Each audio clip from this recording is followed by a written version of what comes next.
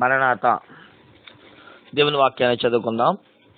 Mark సువార్త 13వ అధ్యాయము 34వ వచనం కాడి నుంచి 37వ వచనం వరకు మన వాక్యాన్ని ఒక్కొక్క భాగంగా కొనసాగిస్తున్నాం. ప్రియులారా, ఇప్పటికి 2 భాగాలు పూర్తయినాయి. అది ఆ మనుష్యుడు ఎప్పుడు వచ్చునో అన్న మాటను మాట్లాడుతూ అపోస్తుల కాలమైన ప్రొద్దుగుంకు కాలం ముగించబడిందని, అర్ధరాత్రి కాలమైన చీకటి కాలం ముగించబడిందనే విషయాన్ని నువ్వు నేను గుర్తించాం.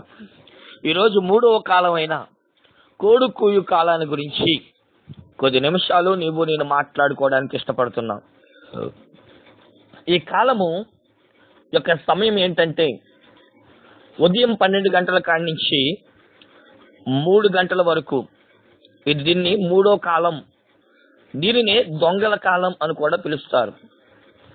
ఆలోచన చేసిన వారమైతే దేవాది దేవుడి కాలానికి పెట్టిన పేరు కోడుకోయు కాలము అని. కోడుకోయు కాలము బైబిల్లో దీనికి సాదృశ్యంగా కనబడుతుందంటే సువార్త ఆరంభమునకు సాదృశ్యంగా కనబడుతుంది. సువార్త ఆరంభము, దేవుని వాక్యం ప్రబలిల్లుతుంది. యోధా రాసిన పత్రిక 1:3 ప్రకారం పరిశుద్ధులకు ఇవ్వబడిన సువార్త కొరకు పోరాడుతున్నారు.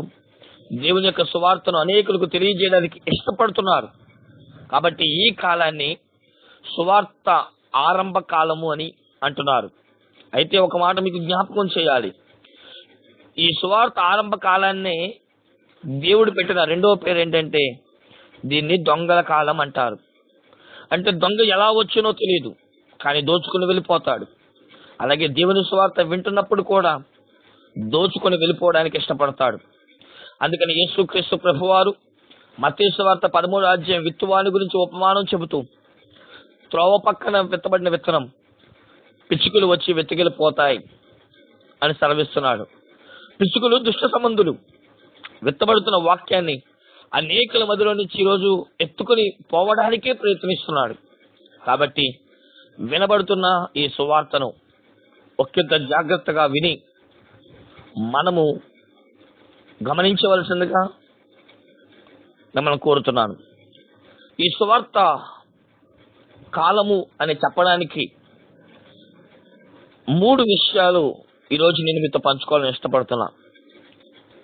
సువార్త ఎప్పుడైతే ఆరంభించబడిందో, ఈ కోడుకుయ్య కాలము ఎప్పుడైతే వినబడుతుందో, కోడుకుయ్యగానే మనకేమొస్తుందండి? మెలకు వస్తుంది. దేవుని సువార్త వినగానే మనందరికీ కూడా మెలకు వస్తుంది. రోమీలకు రాసిన పత్రిక 13వ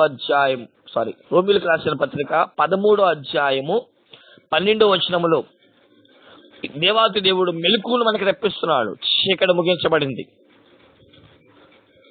ప్రొద్దుగుంకు కాలం అయిపోయింది, అర్ధరాత్రి కాలం అయిపోయింది, వెలుగు రాబోతుంది. ఇదిగో కోడి స్వరాన్ని ఎత్తి పాడింది.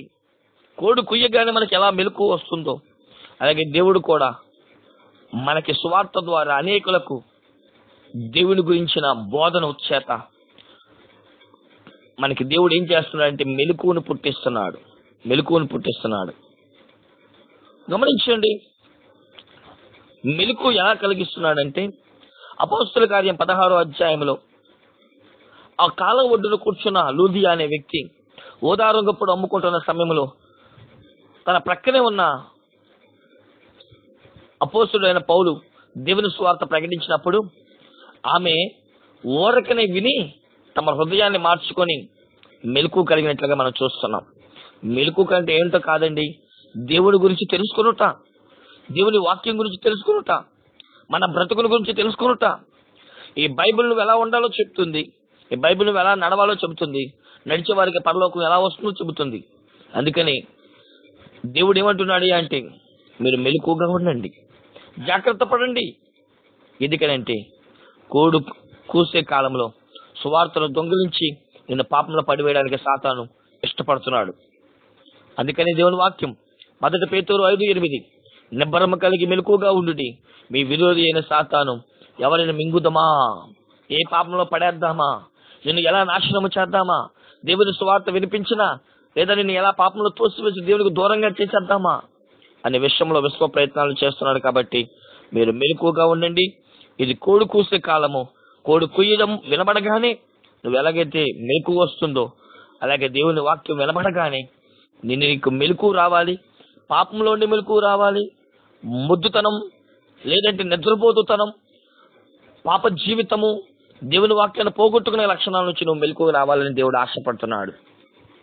రెండోదిగా మనం చూసిన వారమైతే, ఎప్పుడైతే దేవుని సువార్త ప్రకటించబడుతుందో పాపము అనే జ్ఞాపకాల నుండి బయటకు రావాలి. పాపము అనే జ్ఞాపకాల నుండి బయటకు రావాలి. దేవుని సువార్త ఎప్పుడైతే ప్రబలిందో గమనించిన ప్రియులారా, దేవుని వాక్యం దేని గురించి సెలవిస్తుందంటే మన నీతి గురించి, మన పాపము గురించి అది మాట్లాడుతుంది. దేవుని వాక్యం అర్థం లాంటిది. అది నిన్ను చూపిస్తుంది సరి చేసుకోమని, పాపంలో నుంచి బయటికి రమ్మని. మనం గమనించిన వారమైతే మత్తయి సువార్త 26వ అధ్యాయము 75వ వచనంలో పేతురు యేసుక్రీస్తుతో సవాలు చేస్తాడు. అయ్యా, ఎవరైనా నిన్ను విడిచి వెళ్ళిపోతాడేమో గాని నేను నిన్ను విడవనని. కానీ యేసుక్రీస్తు ప్రభువారు అంటారు, ఈ రాత్రి కాలంలో నీవు నన్ను ఎరగను అని ముమ్మారు అబద్ధం ఆడతావు అని చెప్పారు. మొదటిసారి అబద్ధం ఆడినప్పుడు ఏమనిపించలా, రెండవసారి అబద్ధం ఆడినప్పుడు ఏమనిపించలా, కానీ మూడవసారి అబద్ధం ఆడినప్పుడు కోడి కూసింది. ఆ మాట మత్తయి సువార్త 26:75లో రాయబడుతుంది. అతడు యేసుక్రీస్తు చెప్పిన మాటలను జ్ఞాపకము చేసుకుని వెలుపలికి వెళ్లి సంతాపపడెను. దేవుని వాక్యం ఎప్పుడైతే ప్రబలిల్లుతుందో, అది నీ హృదయంలో నాటుకుంటుందో, జరిగే రెండవ కార్యం, మన పాపాల గురించి ఒప్పుకోవడానికి ఇష్టపడతావు, దాని గురించి ఏడవడానికి ఇష్టపడతావు, దాని ద్వారా మనం సరి చేసుకోవడానికి ఇష్టపడతాం. ఇది సరి చేయబడుతున్న కాలం. మనలను సంతాపపేర్చి మనలను కన్నీళ్లతో దేవుని సన్నిధిలో ఒప్పింప చేసే కాలము. మన పాపకాలన్నీ జ్ఞాపకాలు వచ్చి, మన పాపము జ్ఞాపకం వచ్చి దాన్ని దేవుని సన్నిధిలో విడిచిపెట్టి తప్పుకునే కాలము అని కూడా మనకి రాయబడుతుంది. ఇక మూడోది మనం చూసిన వారమైతే ఇది సరి చేయబడిన కాలము. ఒకవేళ నువ్వు ఇంకా పాపంలో ఉండొచ్చు, ఈ వాక్యము ద్వారా సరి చేయబడడానికి, నీ బ్రతుకును మార్చుకోవడానికి మొదటిగా మెలకు కలిగి, రెండోదిగా పాపాలు జ్ఞాపకం తెచ్చుకొని, మూడోదిగా సరి చేసుకునే కాలమే ఈ కోడుకు ఈ కాలము. అది ఇప్పుడు జరుగుతున్న కాలము, అది ముగించబడుతున్న కాలము, ఇది ముగింపుకు వస్తున్న కాలము.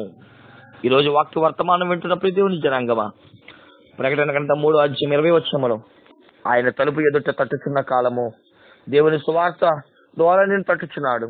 ఈ రోజైనా ఆయన స్వరాన్ని విను, ఆయన కొరకు తలుపు తీ, ఆయనతో వాక్యము అనే ఆహారాన్ని తిని ఈ లోకంలో ఆత్మీయ ఆహారము, పరలోకంలో దేవుడితో విందు కలిగే భాగ్యము దేవుడు నీకు ప్రసాదించాలని ఆశపడుతున్నాం. కనుక ఇది కోడుకూయు కాలము, సువార్త ఆరంభ కాలము.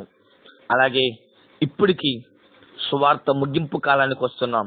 ఎందుకంటే ఇది దొంగల కాలము.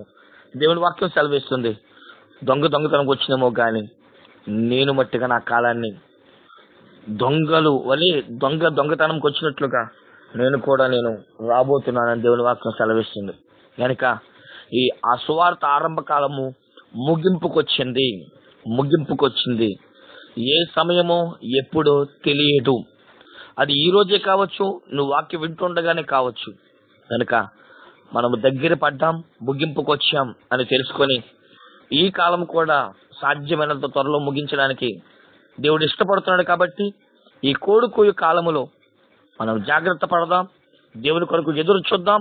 దేవుడిచ్చే ఆశీర్వాదముతో 1000 ఏండ్ల పరిపాలన చేరే భాగ్యము దేవుడు ఏర్పాటు చేయబడిన నీకును, నీ సంగమునకు, నీ సహవాసమునకును అనుగ్రహించాలని దేవదేవుణ్ణి మనస్ఫూర్తిగా కోరుకుంటూ దేవుడి వాక్యాన్ని దీవించును గాక. ప్రియులారా, ఇంకా అనేకమైన వర్తమానాలు మేము అందిస్తున్న సమయంలో మీరు ఇంకా మా వర్తమానాలు వినాలి అని ఆశపడితే యూట్యూబ్లో విశ్వాస బైబిల్ మిషన్ మీరు దాన్ని సబ్స్క్రైబ్ చేస్తే మేము పెడుతున్న కొత్త మెసేజెస్ మీరు వినొచ్చు. అందరికీ అర్థమయ్యేలాగా ఎక్కువ సమయం కాకుండా తక్కువ సమయంలోనే మీకు వర్తమానాన్ని అందించడానికి ఇష్టపడుతున్నాం. ఒకవేళ ఇంకా ఎక్కువ ప్రసంగాలు మీకు కైక్లూరు పాస్టర్స్ అని కూడా మీరు టైప్ చేస్తే మా ప్రసంగాలు దొరుకుతాయి. కాబట్టి ప్రియులారా, గమనించండి, ఈ అవకాశాన్ని మీరు వినియోగించుకోండి. మరణాత. దేవుడి మిమ్మలను మీ కుటుంబాలను దీవించును గాక. ఆమేన్. మరణాత.